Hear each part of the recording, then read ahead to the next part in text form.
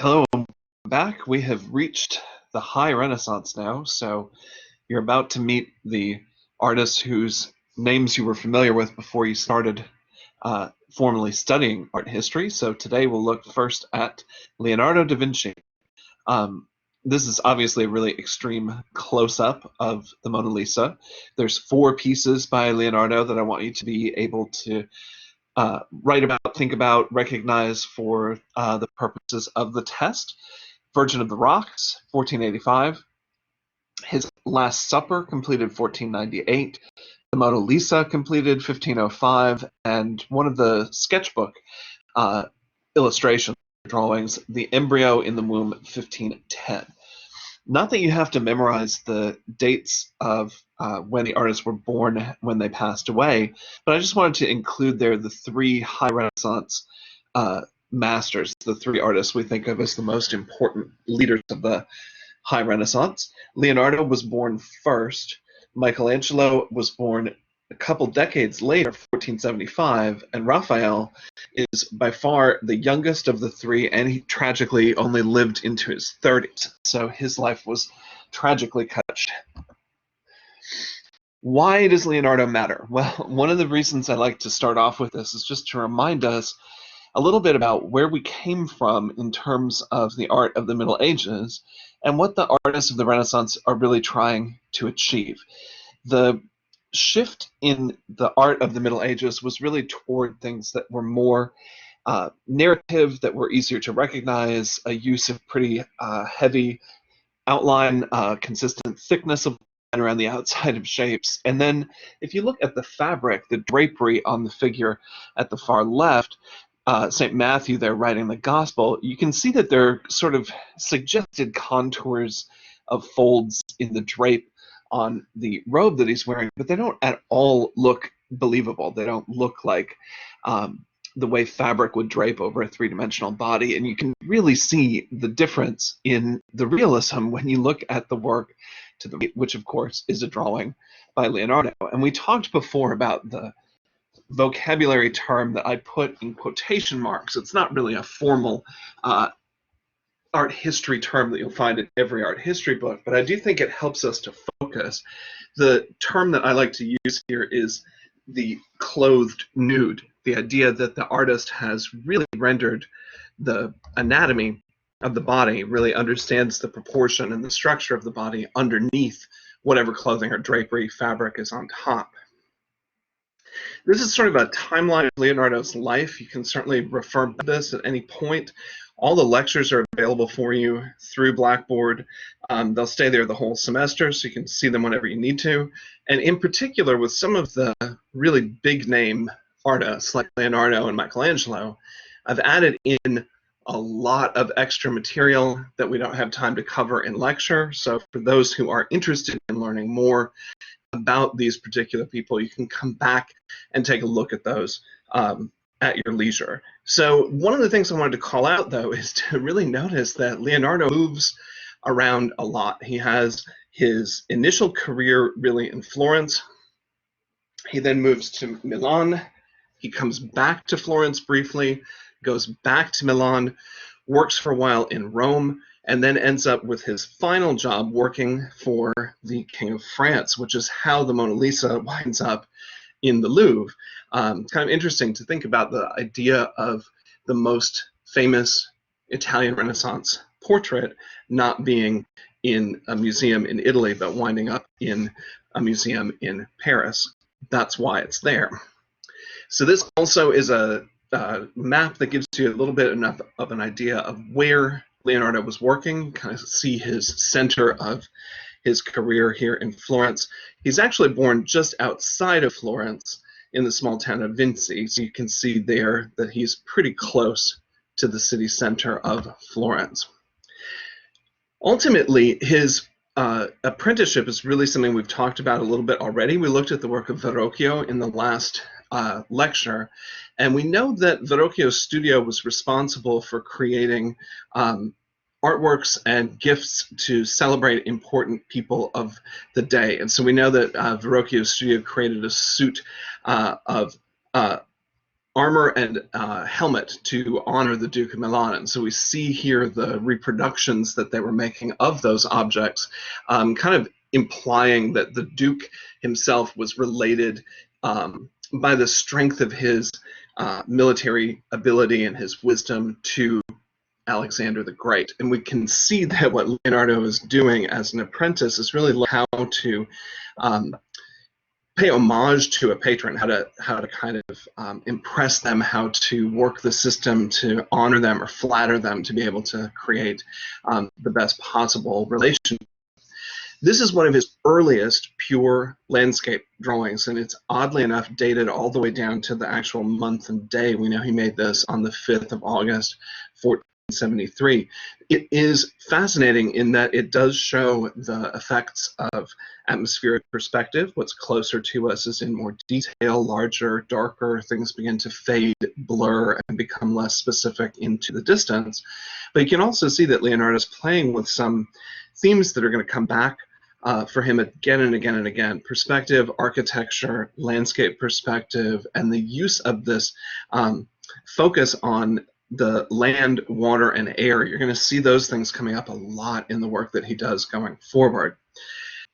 This is a piece from the studio of Verrocchio. We know that Leonardo was responsible for doing the less important objects, the dog that you see just behind the feet of the angel, and the fish here as well. So we talked about this earlier, that the idea of having an apprentice do the less important aspects of a painting, having the master responsible for the main figures, details, and the most important work is really quite common throughout the Renaissance.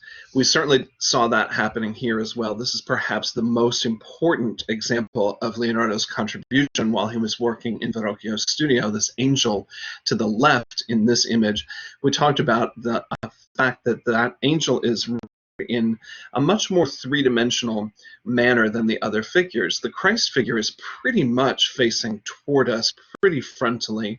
The figure of the Baptist is pretty much in profile, but the figure of this angel does seem to be on an angle, moving backward along the shin, this direction, and then how the spine would have to twist to turn the shoulders and head this direction really creates a pyramidical shape here instead of flat triangle.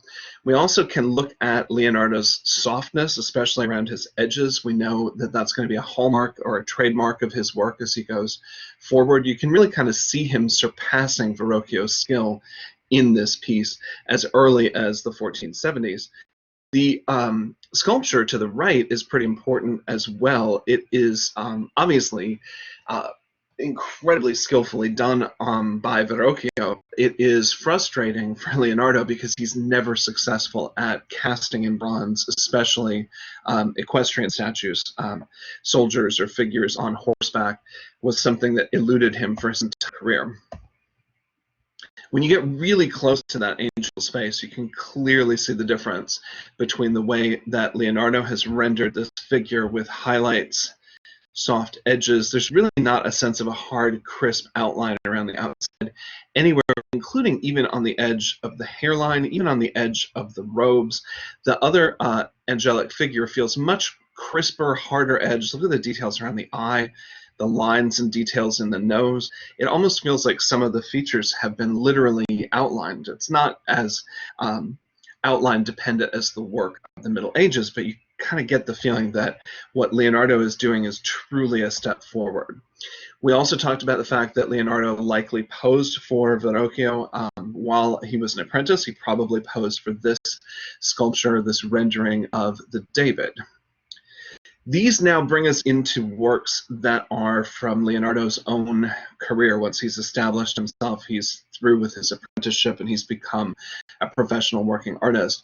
You notice that he's doing similar things to what we've seen all of the other artists of the Renaissance doing up to this point. He's taking commissions and he is producing the types of work and even in the types of formats that are fairly expected within this culture. But if you look at the background, one of the more interesting aspects of this painting really is, again, that attention to really deep space and those soft atmospheric perspective effects that he's able to achieve in his landscape. When you look really closely at it, is a really incredibly beautiful painting within a painting. That small section there is an incredibly convincing sense or illusion of depth.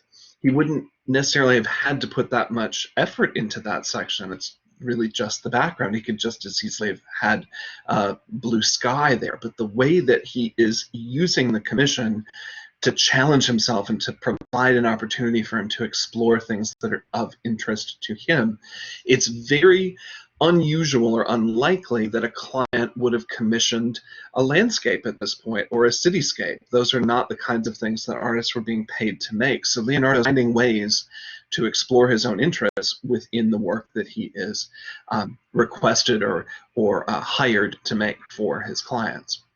We also know that there were a number of dramatic events in Leonardo's life centered around his relationship with his fellow students and then eventually with his own apprentices. In point of fact, Leonardo was actually up on sodomy charges at one point. In 1476, Leonardo and 3 others were accused and on the verge of having to stand trial to either prove or defend themselves against these supposed allegations. The difficulty there was that ultimately their accuser refused to speak in public, and so because the accuser wouldn't come forward, the charges eventually were dropped. No witness could be called. Since there was no witness, there could be no charge.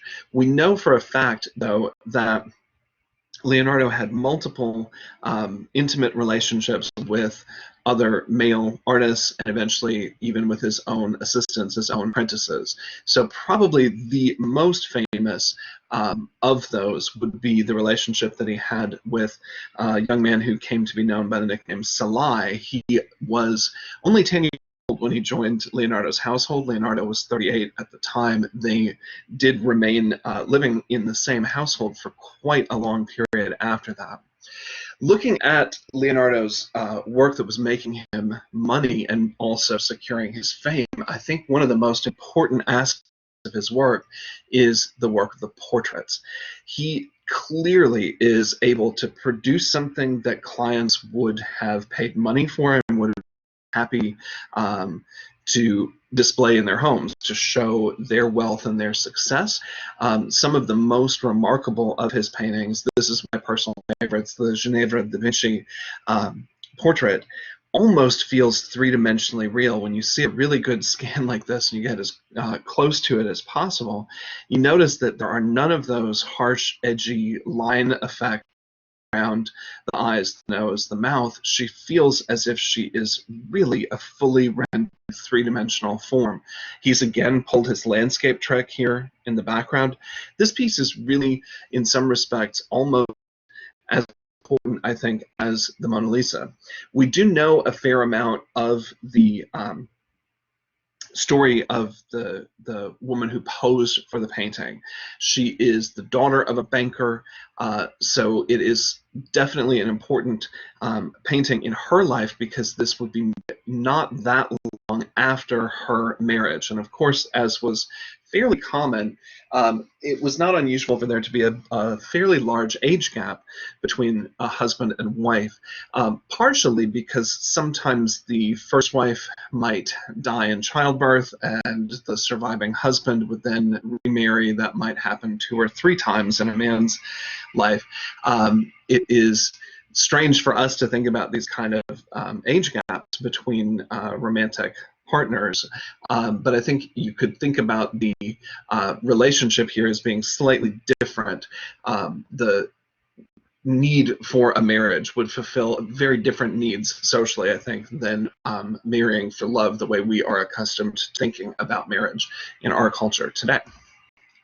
When you get really close to the painting, you can really see why he is such an important master. When you look at her lips, the edge of the nose, the way that the eyelids even are rendered, you can see that there's really no harsh outer edge. Everything seems to kind of fade softly on its edges. And that's really closer to what your eye actually perceives. We don't really see outlines at the outermost edge of a silhouette of an object, but our eyes are really good at detecting highlight and shadow, and that's really what Leonardo is showing you here.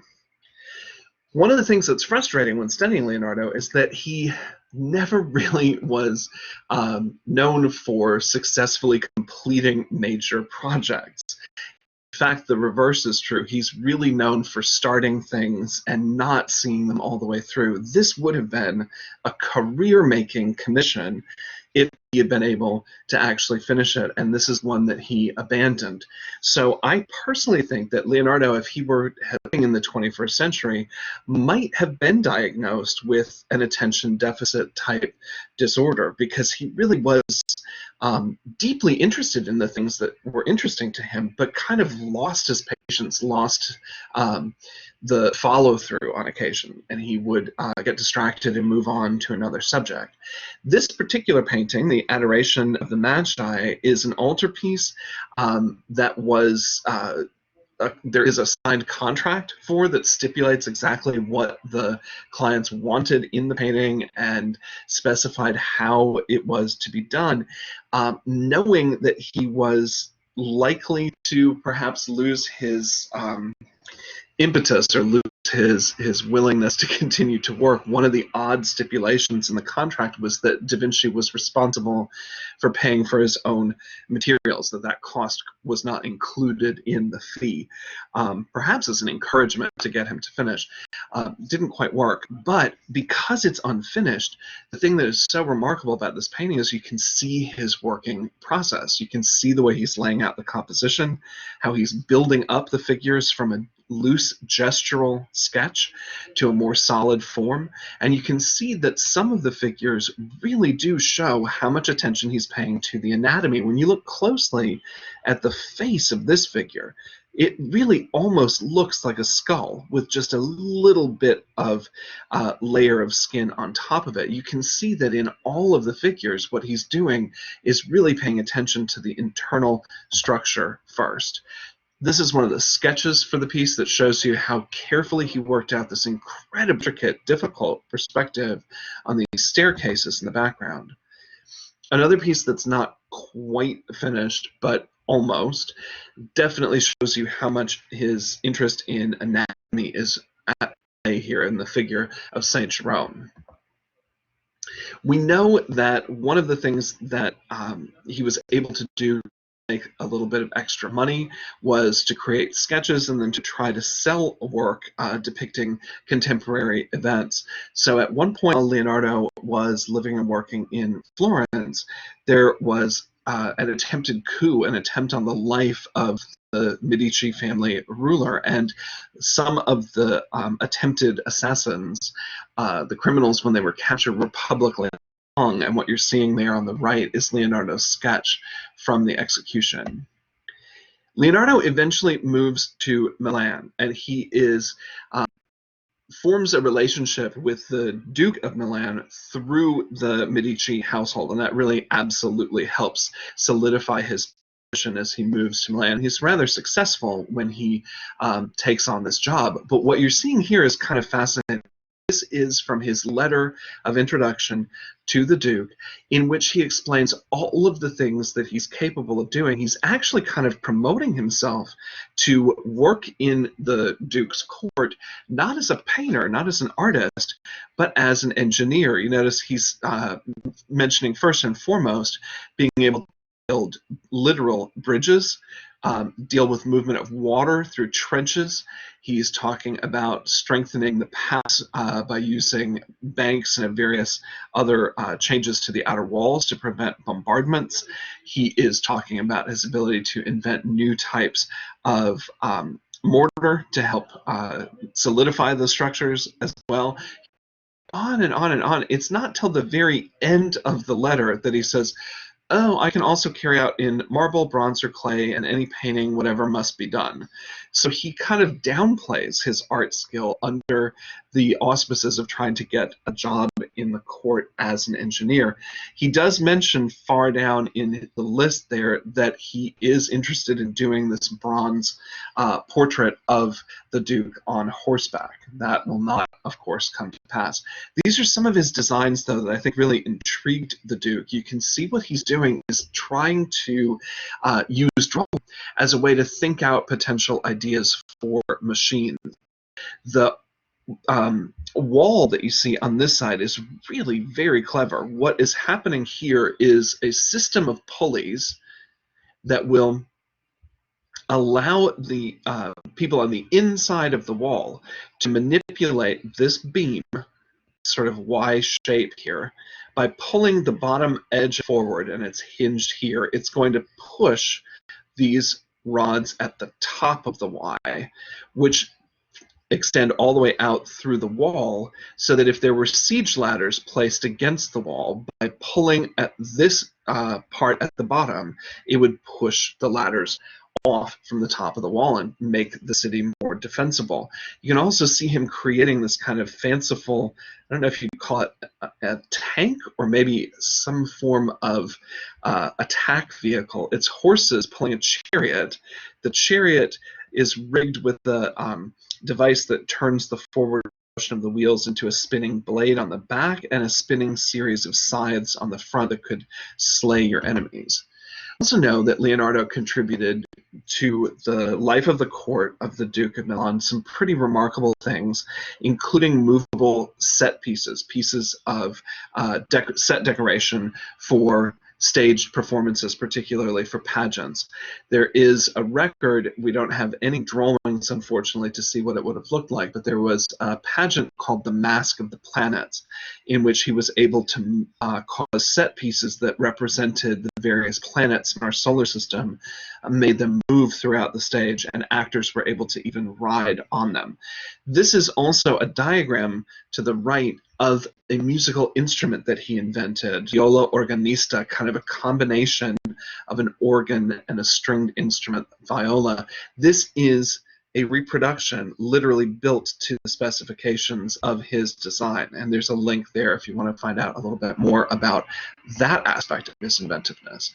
One of the remarkable things about Leonardo is that, like many artists in the Renaissance, one of the things he wanted to do was really to explore extremes. And one of the philosophies of Renaissance art was that to understand true beauty, you needed to understand ugliness. In this drawing, you kind of see two extremes. You see youth and age, and you see beauty and kind of the ravaged time sort of facing one another. Leonardo's really skillful at this type of work. There are also some cartoons in some of his books. We believe that this was one of his apprentices who drew in this portion of the book, and you can see he's done a pretty good diagram to begin with of a plan for a bicycle, but then a student has added these kind of risque, semi-obscene images that are very much meant to poke fun at Leonardo and his relationship with Salai. It's even labeled that way. This is anatomical study. They are some of his most famous diagrams, or drawings rather, exploring the idea of proportion and exploring human musculature. We believe that Salai was the model for this piece. We also are pretty familiar, I would imagine, with a very famous image by Leonardo, the Vitruvian Man. And the name Vitruvian Man comes to us from the name of a Roman author who authored 10 books of architecture, Marcus Vitruvius. And he was absolutely of the opinion that the proportions of the human body could be measured, and then the mathematical ratios of those proportions should be applied to buildings. So you can see these drawings are not by Leonardo, but you can see that they are trying to relate the proportional structures of buildings, a church in the case of the drawing on the right, to the form and proportion of the human body. Now, certainly we have building codes today that dictate how high the rise is on a set of steps, or how tall a door frame should be, or how wide a window should be. These are, of course, related to our bodies, but this is an even more sophisticated way of thinking about that kind of relationship. So you can see that plenty of other artists explored this particular idea of how the human body relates to geometry. Nobody rendered it quite as perfectly or beautifully as Leonardo himself. One of the remarkable things about the Vitruvian Man is that if you really look at it carefully, see that, of course, there's a circle and a square, the two maybe most important geometric forms. Within the square, which of course is the same as it is in width, you can see that the human body, the arm span at its widest point, is the same as the width of the square, which makes it equal to the height from the foot to the top of the head. So theoretically, your arm span should equal your overall height. And in that position, if we were to connect the opposite corners of the square, we'd find that the center of the square comes just above here, sort of the very center of the body. Now, if the arms and legs are splayed into this kind of X or cruciform shape, the center of the circle becomes equivalent to the navel. So you can see that he's really worked out this proportional relationship really, really carefully. We know that he also did try to create these equestrian monuments, and unfortunately was not successful at doing so. This is the closest that he got. Sketches and then small maquettes.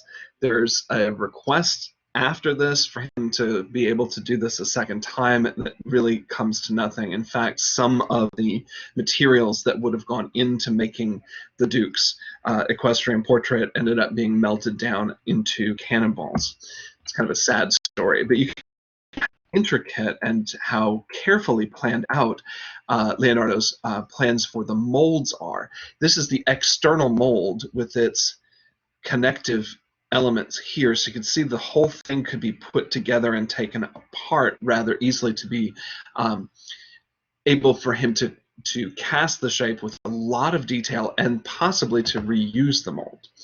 We also know that Leonardo was really kind of obsessed with the idea of flight. He certainly did try to make flying machines, and you can see here he's studying the patterns of wings of birds. There's some beautiful statements by Leonardo in some of his notebooks. One of the things that is relatively well known about him is that he became a vegetarian. He was quoted as saying that he didn't think you should make your body a tomb for animals. That's interesting.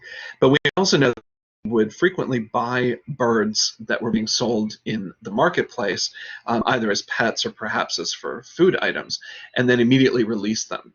So you can see in these drawings that his handwriting is pretty clearly backward.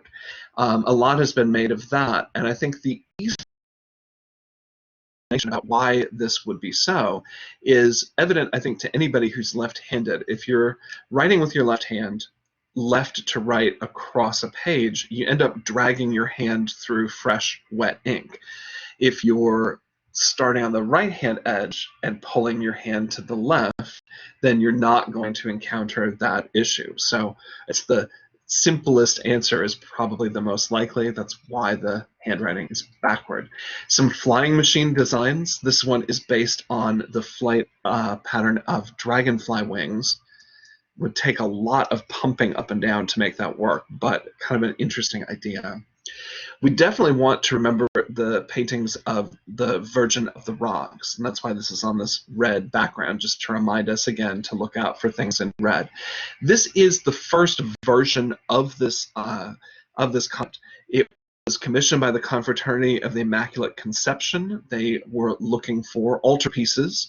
The commission went to Leonardo, and Leonardo definitely making some changes in this painting even as he works on it. The original drawing does not have the angel's hand pointing at John the Baptist. You can see the point is happening here, kind of indicating this prayerful response of John the Baptist to the Christ child. So this is an odd setting for this scene. It includes, of course, members of Christ's family. Obviously, his mother is there, the cousin John the Baptist to the left, and again in a pyramidical format, but it's really in a very, very dark, shadowy landscape. It creates this feeling of a harsher environment, and I think it's a contrast between the love and the sweetness and the sacrifice that's inherent to the Christ story and the deadliness of the world around us.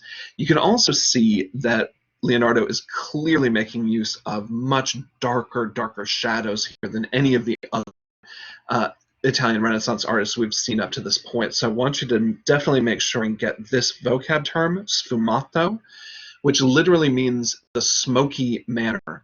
Leonardo wrote beautifully about how painting can imitate the effect of seeing something emerge from a fog or a haze or kind of a curtain of smoke. If you've ever walked down a street on a foggy day, you know that things that are far away from you are very indistinct, but as things are coming closer to you, they kind of reveal themselves. They start to kind of emerge from that darker ground.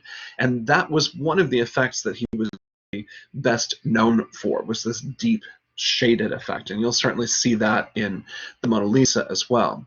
The image that you see here, when you get really close to it, you can really see how those deeper shadows, in some cases, almost fade the body directly into the ground.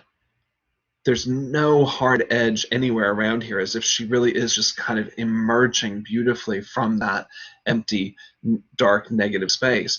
But then when things are in full light, like the garment on the elbow of angel figure, you can see the incredible meticulous detail.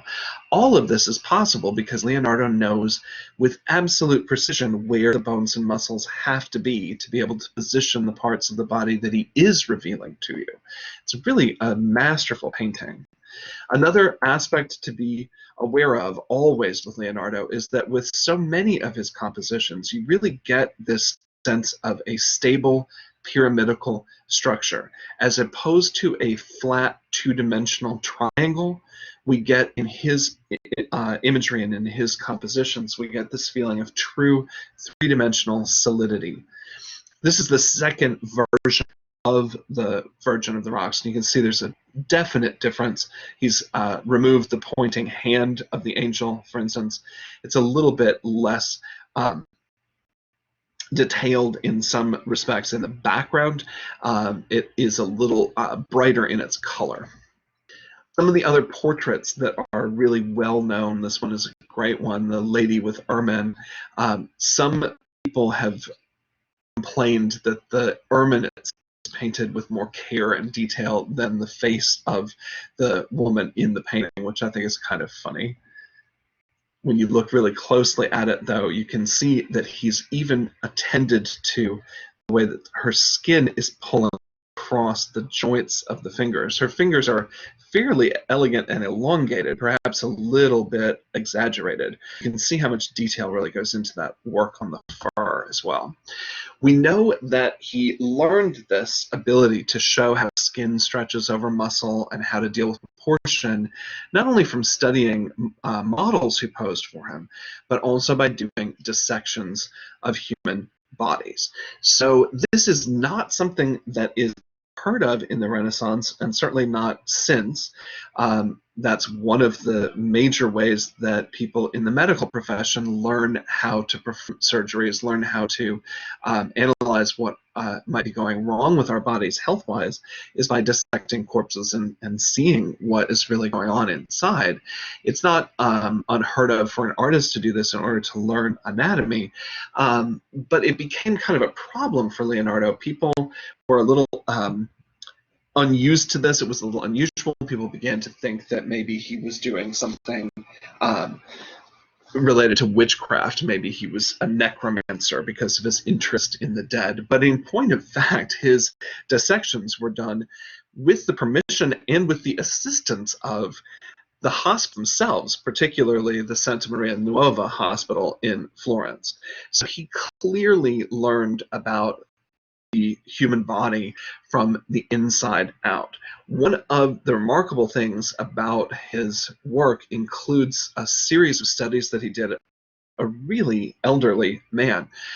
He was called the centenarian because nobody really knew exactly how old he was. They knew he was extremely elderly. He wasn't sure even what year he'd been born in. They joked that he was at least 100 years old. And when he met Leonardo, the centenarian volunteered his body upon his death so that we could learn the difference between a youthful body and an aged body. Really pretty incredible story. We know that Leonardo was instrumental in figuring out how the body functions, how the bones and muscles work. There's even one sinus cavity, one nasal cavity, that is evident in Leonardo's drawings that had not been formally named until well after Leonardo's lifetime. So we know that his accuracy in most of these drawings is really spot on. Another piece to know for the test, of course, very famous, is The Last Supper, one of his few finished commissions on a large scale. The painting itself is in a little bit of disrepair. This is post cleaning restoration. Is about as good as it's going to look, I think, in the 21st century. It was painted both in the fresco technique of using tempera paint on plaster, but we also know that there is a bit of oil paint mixed in as well, and so there is some flaking of the paint, I think, because of this fact that oil and water don't readily mix together. But compared to the other Last Suppers that we've seen, this one is really shocking, isn't it? We don't have an easily identifiable Judas sitting on one side of the table separate from everyone else, and there's much more activity and more expression. The bodies and gestures of those bodies seem to really express shock, rage, confusion. You can see figures arguing and saying, this can't be, it's certainly not me, I would never. What has just happened is Christ has said, one of you will betray me. And all the disciples, of course, are horrified by this. And you notice that most of them are either leaning toward Christ to reassure him or to argue against the idea that this could happen, or they're discussing it with each other. There's really only one figure who pulls back away from the rest. There's also only one figure whose face is in a true shadow. That's Judas right here. This is reaching toward a bag of money, which Christ's hand also kind of gestures toward. So there's this symbolic representation of what he's done, what he has, how he's been paid to betray Christ is very much part of the painting. Certainly the way that the perspective of the room that they're in has been laid out is pretty remarkable. If you extend the orthogonals, or the perspective lines, leading lines, between the sections of the tiles in the ceiling, along the tops of draperies, everything kind of leads you toward Christ's head. It also functions in an interesting way that this doorway or window opening behind him acts as almost a substitute for halos. You can also see that there's a half-round architectural detail over the door, and if you continue that circle, you would get the halo back again. Kind of a remarkable idea there. There's our orthogonal leading lines leading us into the picture. Just to remind you, the ones we've already seen, how very vastly different this piece is, should be pretty evident to you now, looking at the other traditional examples of this subject. You can also see some of his sketches for possible poses and reactions. And when you get really close to it, you can see some of the damage that's happened over time. You can imagine how bright the painting must have been, how much detail probably was there, given what we have left. We know that the painting was also damaged in 1652. The building that it's in, the people who were living and working there decided to try to place a door through it, so a door was actually cut into the painting. We know it's also had 6 restorations over time, the most recent one finishing in 1998. There's a great story about about Leonardo being told to hurry up, that he wasn't finishing the painting quickly enough. The church crier who was sort of in charge, had commissioned the piece, was trying to get him to finish it, was pushing and pushing Leonardo to get it done faster, and supposedly Leonardo said, well, there's only two faces left to do, only two figures really left to paint, Christ and Judas, and to speed me up, I would be happy to have you pose for the face of Judas. And that caused the prior to back off. It's kind of funny to think about.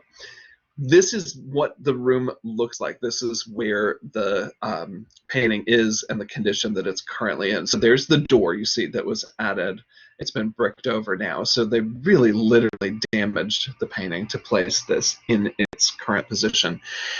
So the monastery that this is in is a relatively miraculous building in its own right, because you can see that there's a lot of unpainted surface. You can see things that look probably this painting would have continued around through the rest of the architecture, and in fact it would have. The building itself was really severely damaged in 1943 during the Second World War. There was an air raid, a bombing attack that destroyed the roof and walls.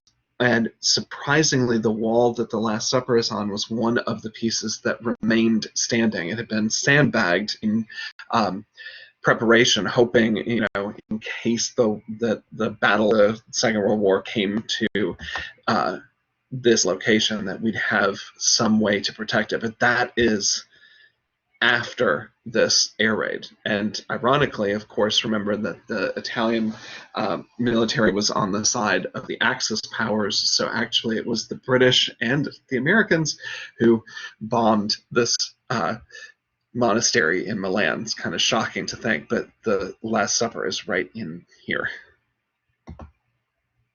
So following his work for the Duke of Milan, Leonardo returns to Florence for about 6 years. He does a little bit of work in this location, but then has to find a better job for himself. So he's going to eventually wind up in Paris. He's going to go to France. This one I thought you'd really enjoy seeing as a drawing process toward finishing a painting. This you could almost refer to as a cartoon, although the painted version of the subject differs pretty significantly from the drawing. Cartoons, for our purposes, are drawings at the right scale of the final painting that finishes the composition, has the main outlines and contours in position. This is one of the most lavishly completed and largest drawings of Leonardo's that is in a permanent collection at this point. It's in the National Gallery in London. This is the painting from the same period of that drawing, and you can see that he's changed the position and poses of the bodies and removed some of the characters as well. This was another commission that was not delivered to its initial patron. It was one that he kept with him, so we can assume that Leonardo had kind of a personal affection for this particular piece. We know that he did a painting of Leda and the Swan, one of the more unusual of the classical myths. Leda was seduced by Zeus in the guise of a swan, and from that union there were eggs that then hatched and gave us pairs of twins, including Helen of Troy. Kind of a remarkable thing. We know that around the same time that he did this particular painting, he was also working on designs for his flying machines. There are multiple copies of these, one by one of his studio assistants, who most likely also became one of his paramours, one of his lovers toward the end of his life. Francesco Melzi was with him really from this point toward the end of his life. We know that he also tried to promote himself still as being a military engineer. He did work for the court of the Borgias as well, including some of what he did for them included some wall designs and fortifications, as well as designs for moving water, and that was really something that was important to him when he moved back to Florence, was trying to help come up with a kind of civil engineering plan for diverting the river, or portions thereof, of the River Arno in Florence, which had a tendency to flood. So some of his designs, although they were not done, have been, his concepts at least, have been applied successfully since then. During the time that he's in Florence for his second time, he is commissioned to do a very large public mural, essentially for the city hall in Florence, the Palazzo Pubblica. And in this commission, he is actually going to be sort of face-to-face with Michelangelo himself. They're going to have one wall each. They're going to do images that are important to the history of Florence. So it's a chance for the two greatest masters of the Renaissance to kind of face off one against the other with this kind of duel of mural painting. Now, unfortunately for us, these paintings, neither of them were finished. We do know that Leonardo's design was started and that there was some difficulty in the construction of it due to, again, his use of tempera and oil simultaneously.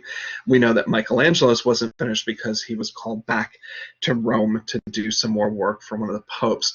So there was really a great missed opportunity here. What the Palazzo Vecchio could have been, the old palace, old public palace, city hall in Florence, could have housed one mural each by these two giants.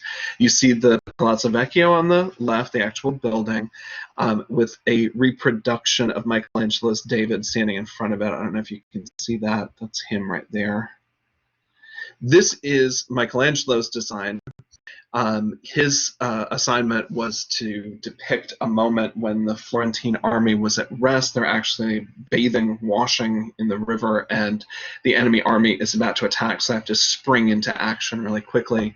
But this is the design that Leonardo came up with. Fewer figures, a lot more dynamic movement in the horses, and you can really get a sense of how much his work was about, again, that pyramidical structure, but also the anatomy is so clear in the horses in particular. We know that he did, in fact, do horse dissections as well in preparation for his castings. There's a great legend about the time that they were both living and working in Florence, that at one point they were in the public square, two different groups of people, but near enough to one another to be able to hear, and one of the admirers asked Michelangelo a question about sculpture, and Michelangelo said, "Well, you should ask Leonardo. He knows everything about castings in bronze," which was, of course, a petty slight against his rival. They were definitely not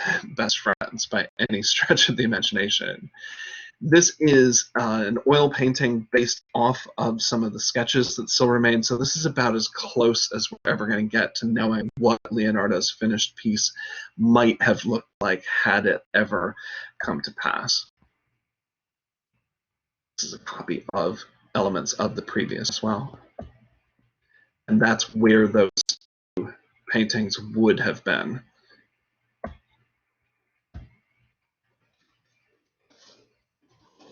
At this stage of his career, Leonardo is back in Milan. This is when he does the dissections of the 100-year-old man. You can see that to the right here on this particular screen, and as well as on this design. Then he's called to Rome. He is working, or living rather, in some of the Medici family apartments. Of course, remember the Medici many of the Medici family members eventually became popes. He did a fair amount of engineering work, but really no finished artwork as commissions for the Medici themselves. One of the most famous pieces from this period, though, is his completed St. John the Baptist, one of the best examples of his sfumato, or smoky manner. Then it's the move to France. So in 1516, Leonardo accepts an invitation from the King Francis I. You see him at the top left there. He returns through Milan. Salai remains at the vineyard that Leonardo owned there, and Melzi goes with him to his new assignment in France. That's the actual house that he was given to live in while he was in the service of the court. And you can see that he is working on designs and engineering architectural ideas for the court as well. This, of course, is the Mona Lisa. The piece was originated in Italy. We know that she was the daughter of a successful merchant, that there is a record of the commission.